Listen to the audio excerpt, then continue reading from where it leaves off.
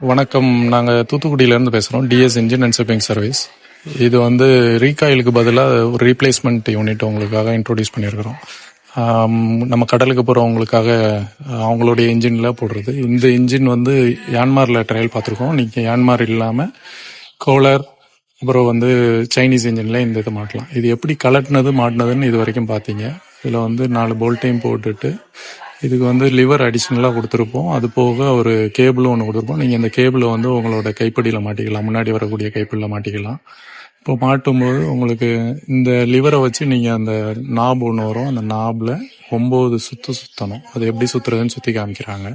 இப்போ சுற்றினதுக்கு அப்புறம் கம்ப்ரஸரை போட்டுட்டு சுவிட்ச் அந்த லிவரில் ஒரு அமுக்கிற மாதிரி ஒரு சுவிட்ச் சிஸ்டம் கொடுத்துருப்போம். அந்த சிஸ்டம் வச்சு நீங்கள் அமுக்கிக்கிட வேண்டியதான். அமுக்குனீங்கன்னா இன்ஜின் ஸ்டார்ட் ஆகிடும்.